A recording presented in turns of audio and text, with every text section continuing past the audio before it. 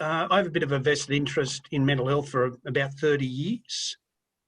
I developed an addiction to gambling in my early 20s, and my gambling caused all sorts of problems in my life, from finances to relationships, but I just didn't have the ability to stop.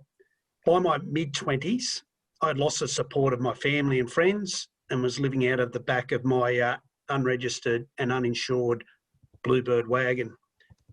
I was also in huge financial trouble by this stage. And funny enough, I went to my year 12 10-year reunion. So I was about 28 years of age. And if asked how I was travelling but by any of my former classmates, I was just going to say okay and not give any details, as I always did. I'd never shared anything with anyone and did not even know you could. A guy I'd played rugby league with at school approached me soon after arriving, and after some pleasantries, I asked him how he had been, and I expected him to say okay, but he didn't. He started telling me that he was released from jail 6 months earlier as a result of his own gambling and the difficulties he had encountered since leaving school. He also told me that in prison how he was lucky enough to meet a guy that offered support. He also started seeing a psychologist and even began studying. As he told his story, I began to cry. For the first time in a very long time, I felt hope. This guy not only saved my life, but through ongoing support, showed me how to live a life worth living. He gave me his time, introduced me to support groups, and led me to professional help. I was diagnosed with general anxiety disorder soon after seeking help, and it was advised that I refrain from alcohol and drugs, as well as gambling, due to my compulsive nature. And with some time away from gambling, drinking and drugs, I began to assist new members in the support groups that I was attending. And this led me to my own study, and I completed a Bachelor of Counselling about 6 years ago and left being a salesman behind and now work in mental health at Wesley Life Force as a suicide prevention trainer. So I just want to share this snippet of my story with you tonight, as it was the story my friend told me that saved me, and he gave me permission to drop the armour or wall that I was using and become vulnerable for the first time. And this opened the door for me to move forward. I also take any opportunity to identify that I've been diagnosed with a mental health illness to assist in breaking down stigma, shame and embarrassment that still exists with mental health, especially for males in Australia. And earlier this year, in the middle of COVID, I was asked to design a resilience workshop with the aim to assist frontline workers manage their mental health. And it's a 4-hour workshop that puts forward some of the strategies I was taught and still implement today through my own recovery. So one of the ones I like to use is from Mental Health First Aid. A person with good mental health will feel in control of their emotions, have good cognitive functioning, and positive interactions with people around them. So we're talking about our emotions, our cognitive functioning, and our interaction. So it covers, our thinking, the way we're feeling, and the people that we get involved with. Another one from Headspace. Good mental health is a state of well-being where you feel able to work and study, feel connected to others, be involved in activities in your community, and bounce back when life's changes and challenges come along. And the way we sort of set this up is, the aim is to have good mental health with everyone. And what we need to do to have that is what we call resilience. And defined easily is the capacity to prepare for, recover from, and adapt in the face of stress, adversity, or challenge. And the way I like to look at resilience, people often say you've got to be resilient. I always imagine it as carrying a bit of a battery in my side pocket. And there's 4 elements that go into that battery. There's physical, there's mental, there's emotional, and there's spiritual. And I try and keep the balance by using as much of those 4 cogs as I possibly can. And one of the things I've discovered, especially through my own recovery, or especially through when I was ill, is that a lot of our battery gets drained by our emotional, our own thinking a lot of the time. And it's there that I spend a bit of time throughout this training, sort of helping people to try and just have some strategies to help with that. And we'll talk a little bit about that as the second strategy tonight. And I just like people to picture the mental health continuum, because some people think, well, why is he talking about mental health when we're here for resilience? And what I like to do is sort of, we all sit on that continuum somewhere, and we all move along that continuum at different stages of our life. And I was deep down in the red end, severe impact on everyday functioning in my mid-20s. And I'd like to think today I'm further up the continuum, but I have the ability to move back and forward. So no matter where we are on that continuum, these strategies, I like to think we can move further towards the green end. And I just like people to visualise. So the first strategy I would like to discuss is our lifestyle management. And as I'm sure you have all been told, we have a good lifestyle to maintain our mental health. But we never really question why our lifestyle plays such an important role in our mental health. We know that if we eat well, have good sleep patterns and exercise, we'll improve our physical health. But why is it so important for our mental health? And what I'd like to do tonight is share a study from the University of Kansas that paints a picture of why it possibly is so important. So over the last decade, a professor from the psychology department of the University of Kansas, his name's Stephen Alardi, and his research team have developed what they call the therapeutic lifestyle change treatment. And this treatment was originally initiated by Professor Alardi as he tried to understand why there were ever increasing rates of depression from younger generations in the American population. And Professor Alardi wanted to understand why the rates of depression and anxiety were increasing for each new generation, and also why antidepressant medication prescriptions were increasing every year. And the current projected figures for those that are 20 years of age today is that by the time they are 50 years of age, 1 in 2 of them will be on antidepressant medication. So 50% of people will be on antidepressant medication in 30 years if we keep going at the same rate we are today. So he wanted to know why the mental health of Americans was decreasing, especially given all the advances in technology and medicine. And through his research, Professor Alardi came across a previous study of an Indigenous tribe from Papua New Guinea called the Kaluli people, who today have a lifestyle very similar to that of our own ancestors, which is a lifestyle of hunting and gathering. And these people showed 1 case of depression out of a sample of 2,000 people. And he found this amazing, as the Kaluli live really tough lives. They have high rates of infant deaths, parasitic infections are common, and they're exposed to lots of violent deaths. And they certainly don't enjoy all the daily comforts that we do. They grieve when required, but they don't get shut down with mental illnesses. So Professor Alardi and his team decided to do their own study of the Kaluli and find out what keeps them not only in good mental health, but actually thriving, while the mental health of Americans is declining. And in short, what he discovered was it was the Kaluli's lifestyle. They eat the right foods in the correct balance. They're physically active, working in the sunshine every day. They are socially connected with loved ones at all times. They get between 8 and 9 hours sleep every night. And although they're goal-orientated, they are not burdened with as many stresses as we are. You see, as a species, humans were never really designed for the pace of modern life that we in Australia and America live today. We've become more socially isolated. Our diet is predominantly processed with fats and sugars. Statistics suggest we are both physically inactive and sleep deprived, and we get far less exposure to the sun than previous generations. These factors, along with the big one, our relentless, demanding and stress-filled existence, becomes toxic for our brains. And the reason our current lifestyle becomes toxic for our brains is that we have a part of the brain that is called the fight or flight response. And this part of the brain is extremely helpful to us when we're in physical danger. It prepares our bodies to go into action, to defend ourselves and stay alive. It sends chemicals such as cortisol and adrenaline through the brain to prepare our bodies to fight, which depletes our brains of the ability to think clearly. So it's very useful to our ancestors who had to fight off tigers or other predators approaching on their homes. And as the name suggests, the fight or flight response gave cavemen the ability to also run for their lives. And I think I would have been one of those guys.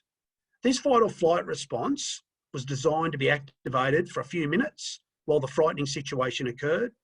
At the most, it was designed to be activated for a few hours. We fight or flight, and it would stop and the brain and body would reset itself. In our world today, we don't have to fight off many tigers out the front of our homes or run for our lives that often. But here is the problem. The same part of the brain, the fight or flight response, gets triggered by our modern day stresses.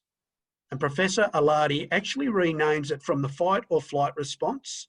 And for today's generation, he calls it the runaway stress response. So the problem for us today is that this response gets triggered too many times for some and for others for too long. And when this occurs, it's extremely damaging to a person's mental health. Adrenaline and cortisol flood the brain and it interferes with chemicals that help us to think clearly and improve our mood, such as serotonin and dopamine. So instead of being activated for a few minutes, there are people that have their runaway stress response go for days, even weeks, and for some poor unfortunate, months. The Kaluli's brains, on the other hand, are far better designed for the pace of life they lead. Like our ancestors, they only trigger this response when it's supposed to be triggered, when they have to fight off a predator or are about to be attacked physically. And Professor Aladi states that for us that lead different lives to that of the Kaluli, our brains have not had time to acclimatise to the massive lifestyle changes in lifestyle that has taken place in the last 250 years. And the problem is that instead of giving evolution any chance to catch up, we're going at a faster pace every year. Think of the amount of information a 20-year-old today has to interpret on any given day compared even to a 20-year-old 50 years ago. The amount of social media alone. Plus they're going to universities and studying for careers that have not even been invented yet. So when you think of it, of brains in relation to evolution, they were designed for a very different time or a very different lifestyle that we live today. One more suited to that lived of the Kaluli people. A time when people are more physically active, when they're outside in the sun most of the day, when they have extensive social connections and enjoy continual FaceTime with their friends and loved ones, not screen time. When they experience very little isolation and when they had a much different diet, when they got considerably more sleep and when they had much less in the way of relentless, demanding stress. Now, tonight I'm not saying we should all just pack up and go and live like the Kaluli, but what I would like people to take away from what I've just spoken about is what differences can we make? Do you agree with what I've said tonight? Do you think that our brains are not exactly wired to keep up with the pace of life we live when you have a look at evolution? For so many years we lived as hunters and gatherers, and for the last 250 years there's been such big change. But even in the last 50 years there's been even bigger change. So I suppose that's what I've asked John as a bit of a question in breakout rooms. I would love you guys to just go away and just have a bit of a think and a chat about that. Whether you think that could be the reason why mental health is on the rise, even though we're becoming far more aware of it. Do you think it has something to do with our lifestyle? So quite often people think a change of job, change of location, or even new friends will make them feel better if they're not travelling that well along the continuum. But the truth is that we don't have to change any of these things to get probably the biggest movement up the mental health continuum.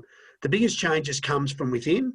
And as I said earlier, that battery and the emotional component of that battery is probably where we drain a fair bit of it on a daily basis.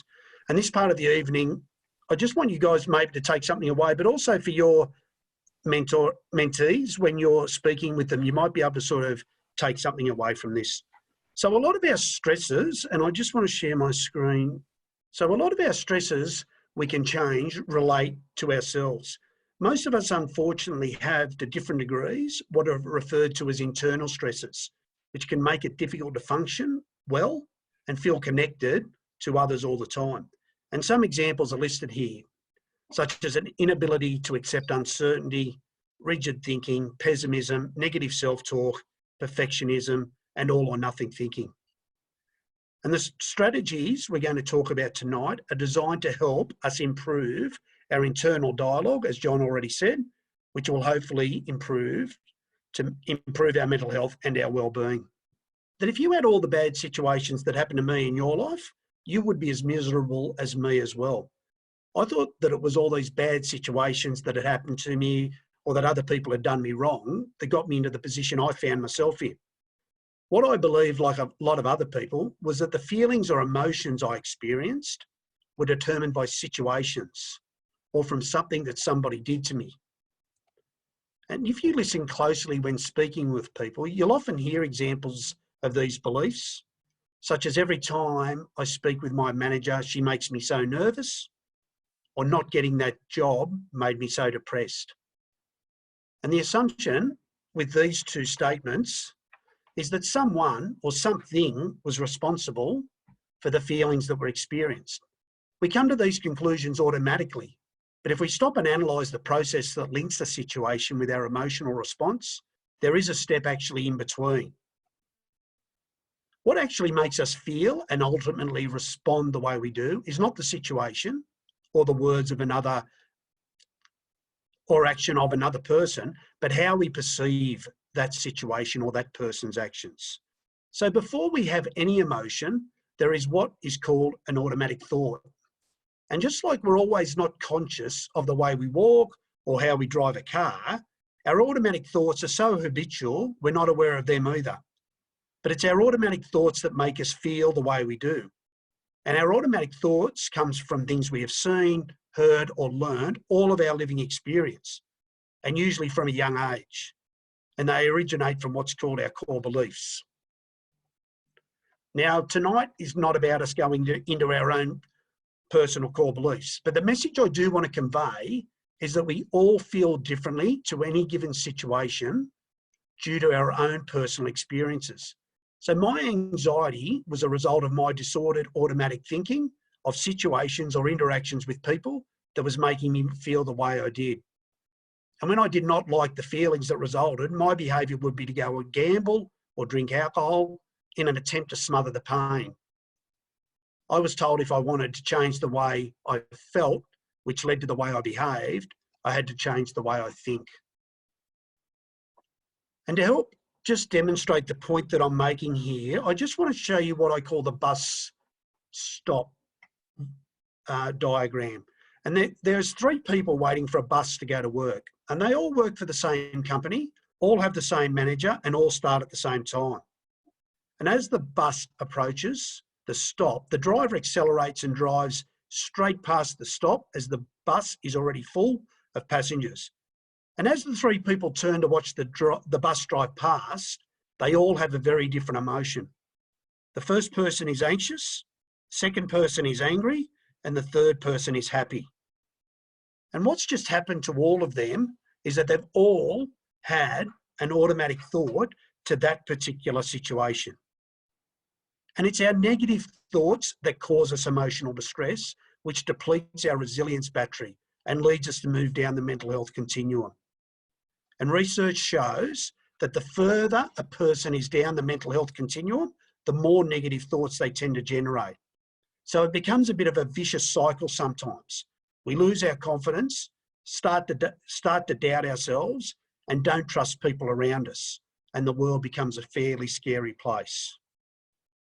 And I'd just like to quickly share a personal experience.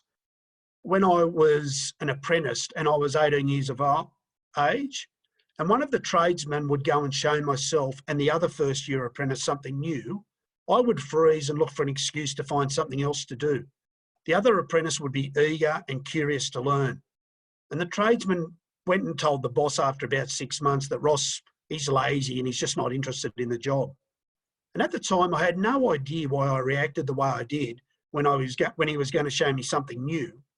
But it was while discussing it with a therapist many years later that I discovered I had a real fear of embarrassing myself. If I did not know how to do something, and this was set up in me in primary school by a teacher who dragged me out the front of the class one day and mocked me in front of everyone. And I developed a belief that I was always going to be made to feel like an idiot if I did not know how to do something. So while my automatic thought was, I'm going to make an idiot of myself, the other apprentice, his automatic thought was, can't wait to learn this. I want to know what to do, just full of curiosity. But I was never lazy. I was just terrified of being put on show when I made an error. And this is what happens to so many people. Our young experiences become the software that operates our automatic thoughts. So as you can imagine, there's a lot of people running on extremely outdated and simply wrong software. And the software governs how we view and treat ourselves, how we view other people, and how we view the world around us, everything. The example I spoke about just then when I was an apprentice, when I was 18 years of age, my brain created an experience at 8 years of age, and I ran with that. People take their thoughts as facts, but in reality, they're just opinions that we have created from experiences or interactions from many years ago that today simply are not true. One is about the resilience battery. Yes. I like that term. So tell us a little bit about that, about how do we recharge that? What is it that, what is the energy that goes in, and how do we store that? What do we have to do to keep that going? Because once it's depleted, it's you're not in a happy place. Hard to charge, yes. Well, I think what we spoke about earlier, that self-care, taking the time for ourselves to make sure it's a daily practice, is really important. It's not like we can charge and expect it to remain full for the next 3 or 4 months. Unfortunately, it does deplete itself with all the busy lifestyle that we spoke about earlier through the Kaluli that we live in today's world. It is getting depleted. Our stress response gets activated very quickly with all the study, all the work, having to pick up the kids, get to the cook dinner. In our busy lifestyle, it gets depleted. So there's 4 elements that I like to think we can try and keep daily sort of a bit fuller. And as I said, mental, physical, spiritual, and emotional. And I suppose, I forget who mentioned it earlier, but, studying, such an important part. If we can keep our mental, doing 15 minutes of reading a day possibly. And our emotional one, we just don't want to let our old thinking get in the way of us reacting to every situation. And that's where I was sort of going to with my point at the moment. It's about challenging some of those old automatic thoughts that come up for so many people, because that's where they get depleted so quickly. The guy at the bus stop who was anxious when the bus goes past, that was me. And what would happen, that would trigger off the rest of my day where I would just, be upset, think I was going to get the sack at work, I'm not going to be able to pay the rent, move out. So many thoughts would go out. I would be emotionally drained by the time midday came. It would affect the way I would behave around other people as well. So I suppose that's a really important element for me to really make that point, that that emotional part of the battery is worth looking at. And as I've said tonight, our emotions are governed by our automatic thoughts. So if we need, it's not just that we're having a bad life and we're really unlucky and feeling sad all the time. There might be some old tapes that are going on. We're always going to have some bad things happen in our life, and that's really important to understand.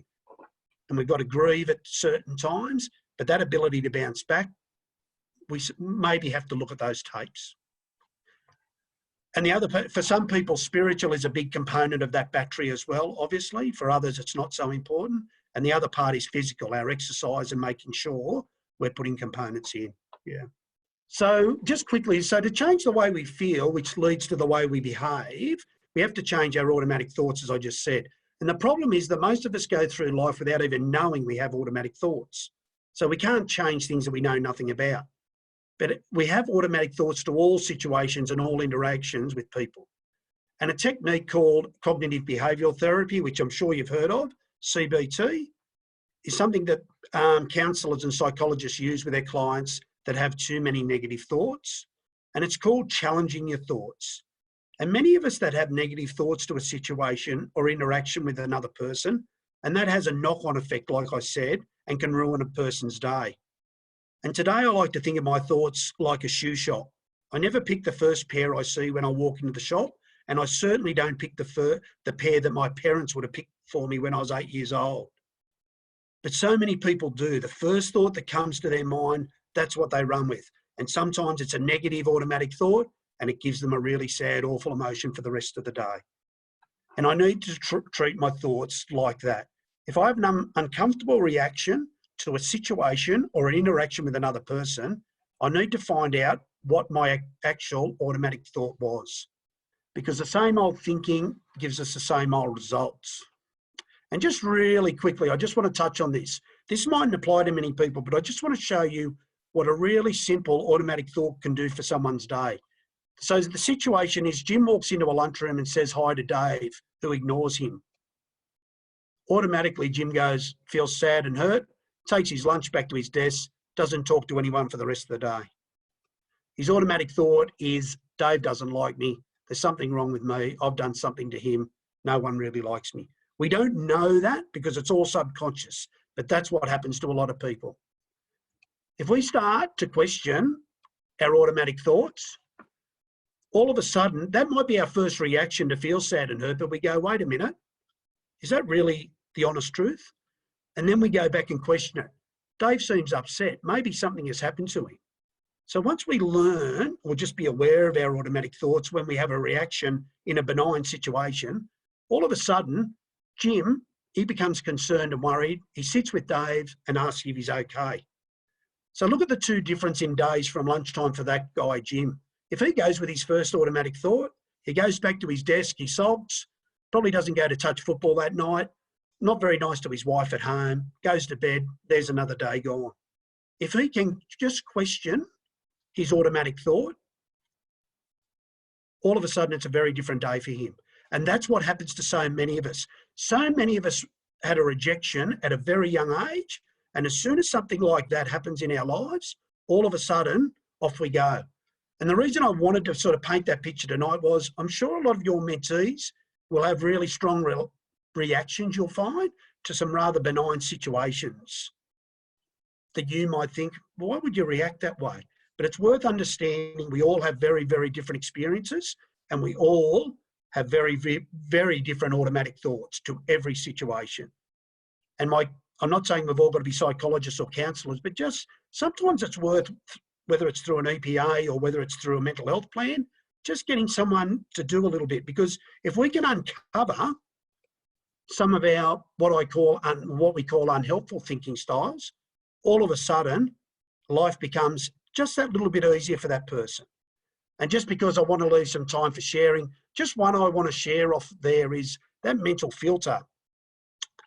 And mental filter means that we have a look for the negative in a situation instead of the positive. And I like to give the example, my wife and I, we go to a party and we're at the front door and the door's open and there's 100 people inside. And I've had a fallout with one of those 100 people. And my thinking goes, oh God, he's here. What a terrible night this is going to be. I can't stand this. And I become anxious and I fumble around and don't really want to be there. My wife, the door's open. She's had a fallout with 10 of those people in there. She looks in and goes, my God, 90 of my best friends, I can't wait to get in there. This is going to be so much fun. And that's what can happen to people. And that's what happened to me a lot of my life. And I was willing to accept that. I was really lucky.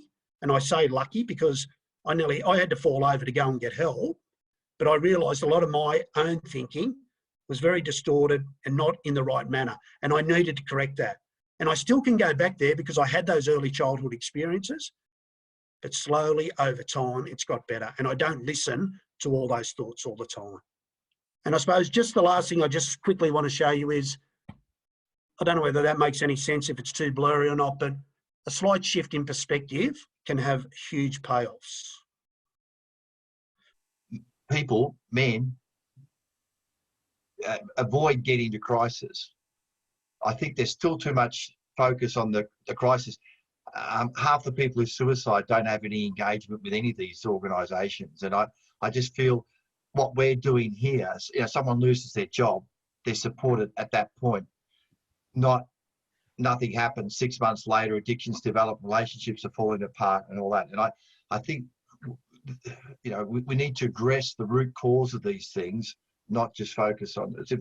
Well, this journey I've been on, I went through an education experience with drugs. And the guy said to me, Ian, if you want to reduce people taking illicit drugs, stop sexual abuse. And I didn't get it for a while. Then I realized we focus on the symptom, we're not looking at the cause. And there's a lot more people in crisis. There was some figure quoted today about in Victoria under COVID and all that. But let's try and address the root cause of this. Let's try and address the cause, not focus on the symptom. And we often that can result in judgment, and we learn through the course not to judge because we haven't been through what these people have been through. So what Ross shared before about the thought behaviour, I love that example. The guy ignored him at lunch, and a lot of us would go into the first default behaviour. What have I done? But hold on, what's going on there? What's underlying this? So.